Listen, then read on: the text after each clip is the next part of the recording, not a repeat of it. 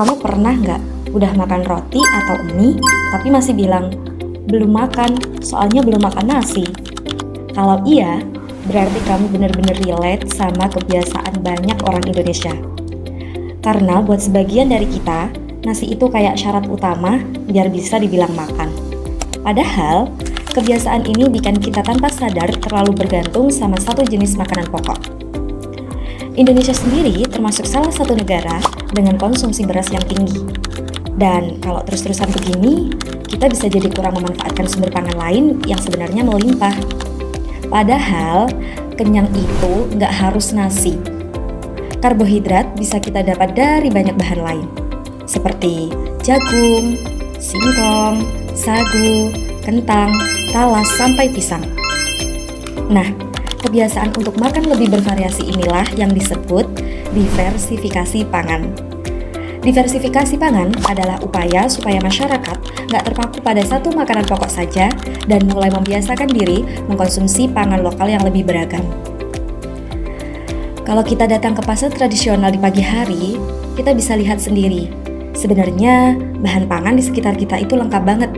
Bukan cuma beras, ada umbi-umbian, jagung, sayur, buah, sampai makanan tradisional yang udah jadi bagian dari budaya masyarakat. Di Kulon Progo, ada satu bahan pangan yang sering banget dijumpai, yaitu, bener, singkong. Singkong sering dianggap makanan sederhana. Tapi, kalau diolah dengan cara yang tepat, singkong bisa jadi makanan yang mengenyangkan, lezat, dan bahkan punya nilai budaya. Dan Kulon Progo punya olahan singkong yang khas banget. Yang ini namanya growol. Growol adalah makanan khas Kulon Progo yang dibuat dari singkong. Teksturnya unik, rasanya khas, dan sering dijadikan makanan pokok sebagai pengganti nasi. Buat masyarakat Kulon Progo, growol bukan sekedar makanan tradisional, tapi juga bentuk kreativitas dan cara bertahan hidup dari hasil bumi sendiri. Nah, kalau yang satu ini mungkin lebih familiar. Ini geblek. Geblek juga terbuat dari singkong, bentuknya seperti angka 8. Geblek merupakan camilan gurih yang biasanya digoreng sampai renyah. Meskipun terlihat sederhana, geblek adalah contoh nyata kalau pangan lokal itu bisa diolah jadi makanan yang menarik dan tetap mengenyangkan. Dan dari growol serta geblek ini, kita bisa belajar satu hal penting. Kalau pangan lokal itu sebenarnya punya potensi besar. Bukan cuma untuk menjaga budaya, tapi juga untuk menjaga ketahanan pangan. Karena kalau kita hanya bergantung pada beras, kita jadi lebih rentan ketika harga naik atau stok berkurang.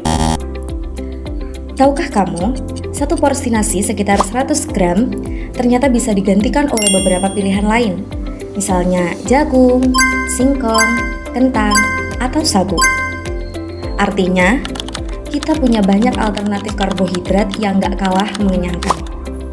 Dan sebenarnya, tiap daerah di Indonesia itu punya versi makanan pokok mereka sendiri. Ada papeda di Papua, jagung gose di NTT, tiwul di Jawa, sagu di Maluku, dan masih banyak lagi. Dan di Kulon Progo punya growol dan geblek. Jadi, mulai sekarang, yuk pelan-pelan biasakan makan lebih beragam.